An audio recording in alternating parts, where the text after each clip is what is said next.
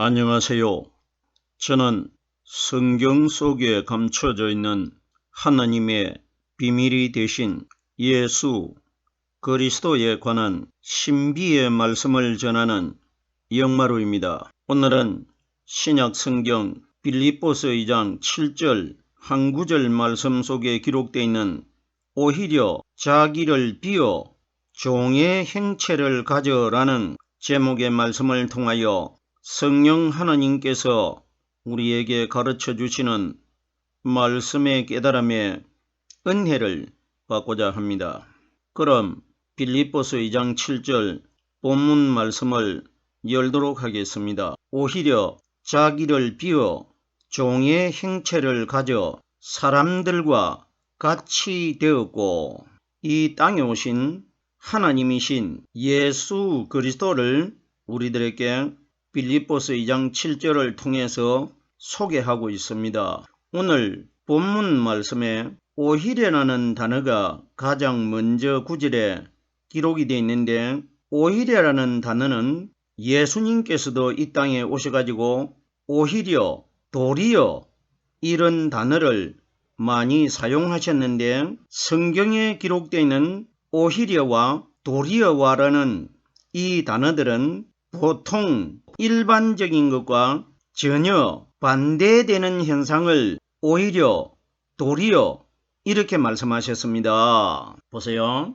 오히려에 관하여 마가복음 10장 21절에 이 말씀이 기록이 되어 있는데, 마태, 누가복음에도 이 말씀이 단어가 조금씩 다르게 기록이 되어 있는데, 마가복음 10장 21절 말씀을 인용을 해보겠습니다. 네게 오히려 한 가지 부족한 것이 있으니 가서 네 있는 것을 다 팔아 가난한 자들을 주라. 그리하면 하늘에서 네게 보화가 있으리라. 그리고 나서 나를 쫓아라. 이렇게 기록이 되어 있습니다. 그럼 예수님께서 재물이 많은 사람이 예수님에게 찾아와 가지고, 예수 선생님, 내가 이 땅에서 어떠한 믿음을 가져야 마지막 날 영원한 생명이 되는 하늘나라에 들어갈 수가 있습니까? 이것을 질문을 했지 않습니까? 그러면은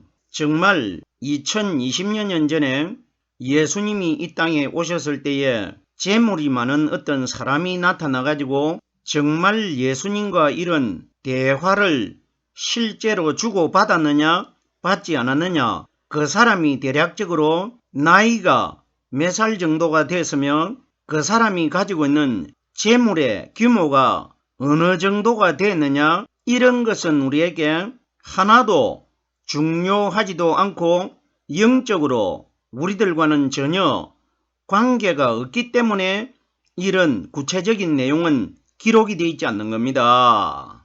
그러면은 정말 예수님 시대 때에 재물이 많은 사람이 예수님을 찾아왔느냐, 찾아오지 아니하였느냐? 하나님께서는 성경에 예수님과 재물이 많은 사람의 관계를 성경에 기록하신 것이 아니라 이 사건 내용을 통해 가지고 그때 그 시대 때는 우리들과는 전혀 오늘날 관계가 없는 내용인데, 이 내용이 오늘날 우리들이 가지고 있는 성경에 기록이 되어 있다는 것은 오늘날 현재 이 땅에 살아가고 있는 우리들과 관련이 있기 때문에 우리들이 가지고 있는 성경 말씀에 기록이 되어 있다는 것입니다.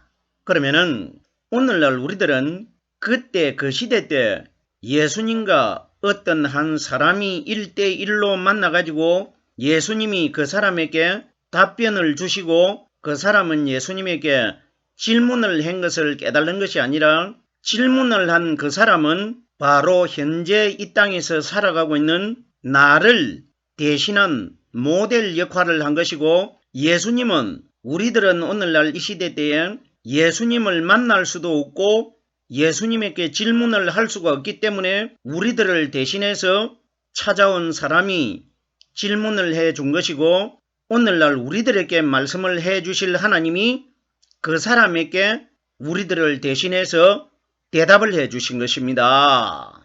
보세요. 성경 전체는 이런 원리로 우리들이 깨달아야 성경에 기록되어 있는 이 말씀이 우리에게 적용이 되는 것이지, 그때 그 시대 때에 예수님이 어떤 사람과 대화를 나눈 사건으로 깨달아버리면 그 사람과 예수님과의 사건이 되어버리는 것이지 우리들과는 아무 상관이 없게 됩니다. 그러면 성경에 기록되어 있는 이 말씀이 나와 상관이 없으면 내가 왜 이 성경을 읽고 성경 말씀을 들을 필요가 뭐 있습니까? 나와 상관이 없다면 그러면 반드시 성경에 기록되어 있는 모든 사건 사고의 내용의 말씀은 비유이든 상징이든 오늘날 현재 이 땅에서 하나님을 믿고 있는 나와 관련이 되게끔 기록이 되어 있기 때문에 반드시 우리들은 성경에 기록되어 있는 모든 내용의 말씀을 나와 하나님과의 관계로 깨달아야 이 말씀이 내가 마지막 심판날 심판을 받을 때에 구원을 받을 수 있는 유익한 말씀이 된다는 것입니다.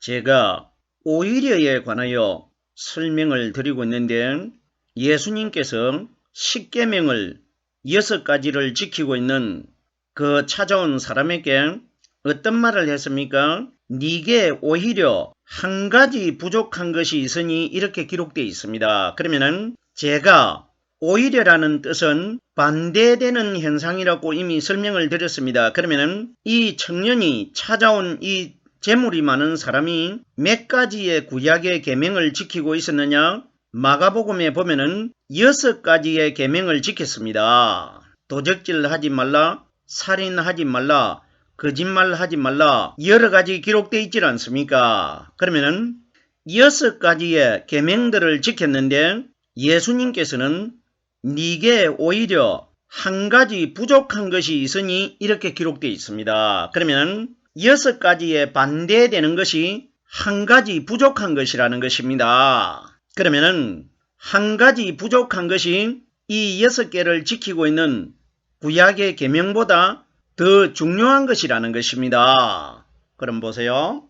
성경이 가리키는 6숫자와 7숫자는 율법의 숫자입니다. 율법은 복음의 그림자의 내용 아닙니까? 보세요. 히브리서 10장 1절에 보면은 율법은 장차올 좋은 일의 그림자요 참 형상은 아니라고 기록되어 있기 때문에 성경이 가리키는 율법은 갈라디아서 4장 4절에 보면은 마리아에게서 태어나신 육신의 예수님은 율법 아래서 태어났다고 정확하게 기록이 되어 있습니다. 그러면 율법은 장차올 좋은 일의 그림자라고 하면은 율법 아래서 태어나신 예수님은 장차 오순절날 이 땅에 임하실 성령님의 그림자였지 참 형상은 아니라는 겁니다. 자, 그러면은 율법 아래서 태어나신 예수님이 3년 6개월 동안 이 땅에 계시다가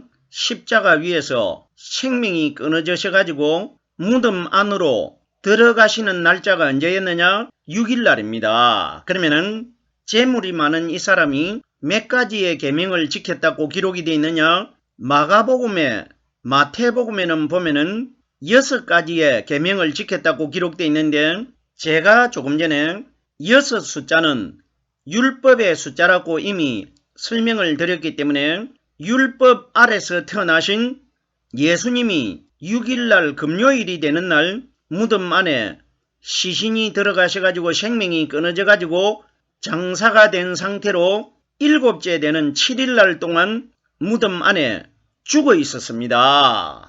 구약에 기록되어 있는 이 계명들은 신약시대에 나타나실 오순절날 이 땅에 임하실 복음의 성령 그리스도의 그림자 아닙니까? 그러면 찾아온 이 사람이 지키고 있는 십계명은 그림자가 되는 율법의 예수를 소개하고 있는 겁니다. 자, 그러면은 예수님께서 네게 오히려 한 가지 부족한 것이 있다는 것은 이제는 구약시대 때 지켰던 6가지 그 계명들은 그림자가 되는 율법의 예수를 상징하기 때문에 이제 내 안에 들어있는 성령은 오직 한 분이시기 때문에 오순절날 이 땅에 임하시는 성령이 네 마음 안에 들어가 가지고 현재까지 네 마음속에 믿음으로 들어있었던 율법들은 다 비워내 가지고 율법을 연구하고 있는 종교 지도자들 유대인들에게 팔아넘기라는 겁니다. 그래서 가룟 유다가 율법의 예수님을 종교 지도자들에게 팔아넘기는 것과 재물이 많은 사람에게 예수님이 네가 믿고 있는 십계명을 소유라고 한 겁니다.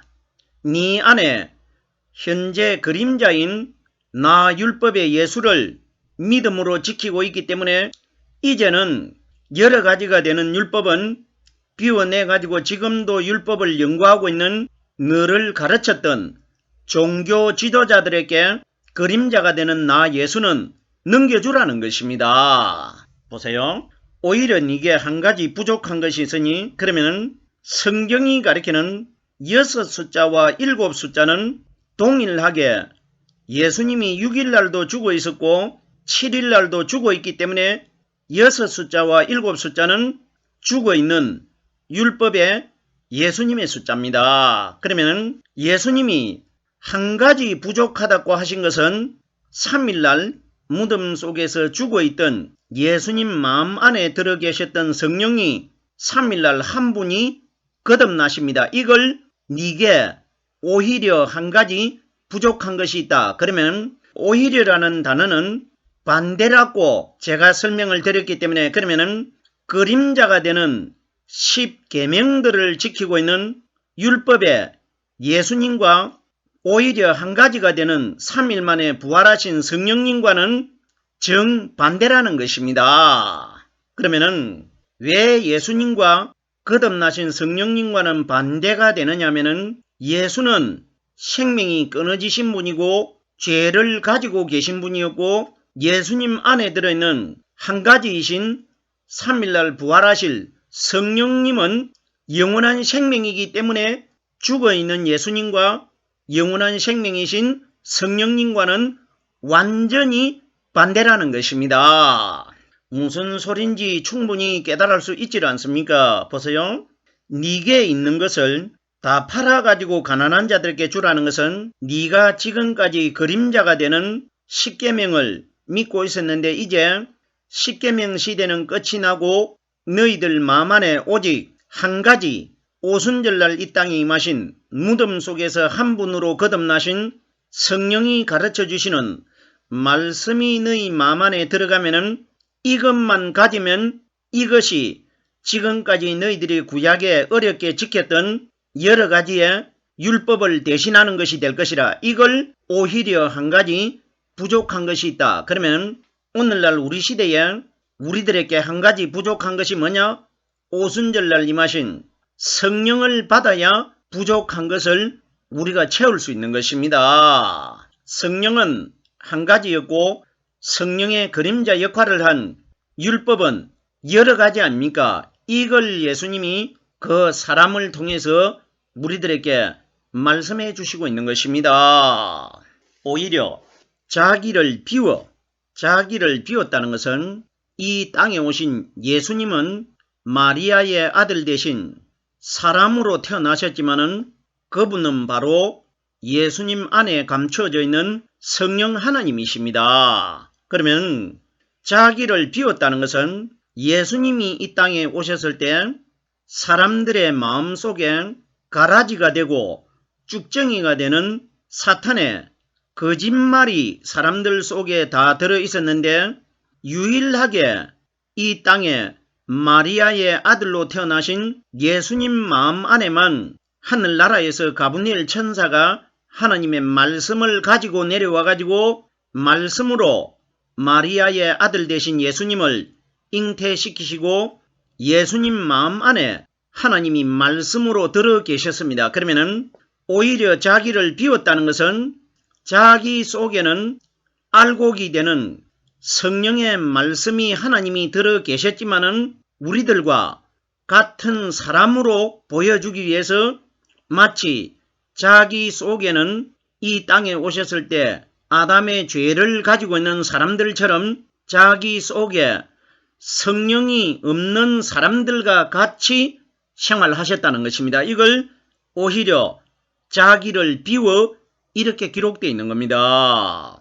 비어 있다는 것은 오늘날 우리 시대에 이 말씀을 적용을 시키면은 안에 알맹이가 들어있는 신앙인들은 오순절날 이 땅에 임하신 성령께서 우리에게 가르쳐 주시고 깨닫게 해주시는 이 말씀 안에 들어있는 사람들은 알곡이 들어있는 것이고, 비어 있다는 것은 예수님 자신 속에는 성령이 가르쳐 주시는 알곡의 말씀이 들어 계셨는데도 마치 쭉정이가 들어있는 사람들과 같은 모양으로 태어나셔가지고 활동하셨다, 이 원리입니다.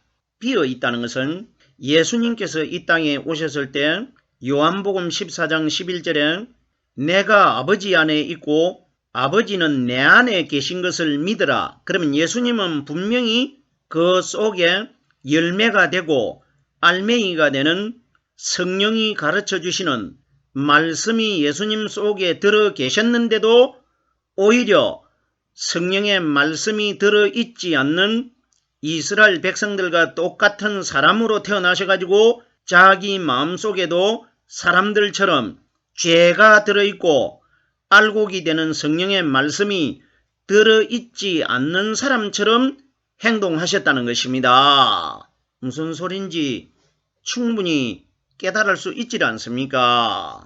자기를 비워 종의 행체를 가졌다는 것은 예수님은 바로 종이 아니고 만왕의 왕이 되신 하나님이 그 마음속에 들어있기 때문에 종이 되려고 해도 종이 될 수가 없기 때문에 안에 들어있는 성령 하나님은 종이 될 수가 없지만은 바깥에 하나님을 담아가지고 있는 예수는 죄를 가진 사람으로 태어났기 때문에 사탄의 종이 되어 있질 않습니까? 보십시오. 하나님이 만들어주신 최초의 사람 아담과 하와가 왜 사탄의 종이 되었느냐? 사탄의 거짓말을 받아들여가지고 사탄에게 정복을 당했기 때문에 그 마음 안에 사탄이 비진리의 말로 들어왔기 때문에 사탄의 종이 된 겁니다. 그러면은 예수님은 그 마음 안에는 죄가 하나도 없지만은 형체, 눈에 보이는 몸은 아담의 후손이 되는 죄를 가진 마리아의 몸으로 태어났기 때문에 종의 행체를 가지게 된 겁니다. 무슨 소린지 깨달아져야 됩니다. 자, 보세요. 갈라디아서 5장 1절 말씀해 보면은 그리스도께서 우리로 자유케 하려고 자유를 주셨으니 그러므로 굳세게 서서 다시는 종의 멍에를 매지 말라. 그리스도는 예수님 마음 안에 들어 계시는 분이고 바깥에 자유를 주시는 그리스도를 담아 가지고 있는 예수는 종의 행체로 태어나셨지 않습니까? 그러면은 자유를 주셨으니 그러므로 굳세게 서서 다시는 종의 멍에를 매지 말라. 종의 멍에는 무거운 십자가를 짊어지고 가신 예수님이 종의 멍에를 매신 분이었고, 왜? 마리아의 아들로 태어났기 때문에 마리아가 가브리엘 천사에게 어떤 말을 했습니까? 누가복음 1장 38절에 주의 계집 종이라고 말했기 때문에 예수를 태어나게 한 살과 뼈를 빌려준 마리아가 계집 종이기 때문에 계집 종의 살과 뼈를 가지고 태어난 예수는 분명히 어머니가 종이기 때문에 그 육신은 종이 되는 겁니다. 그리스도께서 우리를 자유케 하시려고 자유를 주셨으므로 그러므로 굳세게 서서 다시는 종의 멍에를 매지 말라. 자유를 주시는 그리스도는 복음을 상징하는 것이고 종의 멍에는 십자가를 짊어지고 가신 마리아의 아들 되신 율법의 예수를 가리킨 것입니다. 종의 형체를 가졌다는 것은 예수님은 분명히 하나님이 그 속에 들어 계시는데 하나님이 맞는데 우리 죄의 종처럼 똑같은 사람으로 태어나셨다는 겁니다. 이걸 자기를 비워 종의 행체를 가져 이렇게 기록되어 있는 것입니다. 자기를 비워 종의 행체를 가졌다는 것은 형체는 죄를 가진 우리 사람들과 똑같은 모양으로 태어나셨고 그 마음 안에는 죄가 하나도 없는 선한 하나님이 말씀으로 들어 계셨지 않습니까? 우리들의 이 복잡한 원리, 우리들이 빌립보서 2장 7절 아주 간단하게 짤막하게 기록되어 있으니까 이것이 무슨 뜻인지도 알지 못하고 읽고만 지나가고 있지는 않습니까?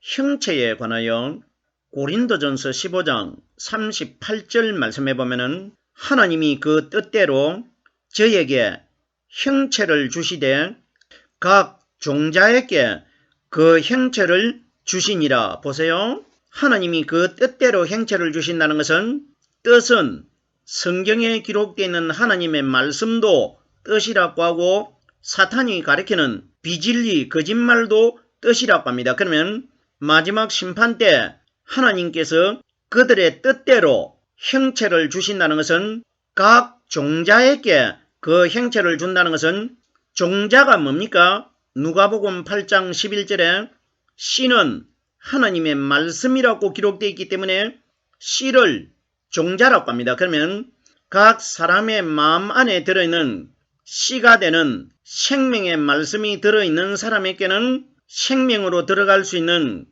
형체를 주실 것이고 생명의 말씀이 들어있지 않는 사람들은 지옥으로 들어가는 형체를 줄 것이라 이것이 기록되어 있습니다. 성령의 말씀이 들어있는 사람들은 어떤 형체로 거듭나느냐? 새벽에 여자들이 목격했던 형상이 번개 같은 분으로 거듭나게 되는 것이고 지옥으로 들어가는 사람들은 사탄은 거듭나지를 못했기 때문에 이 땅에 있는 사람의 자기 모양 그대로 가지고 지옥을 들어가게 됩니다. 이걸 각종 종자가 기준이 돼가 종자는 말씀입니다.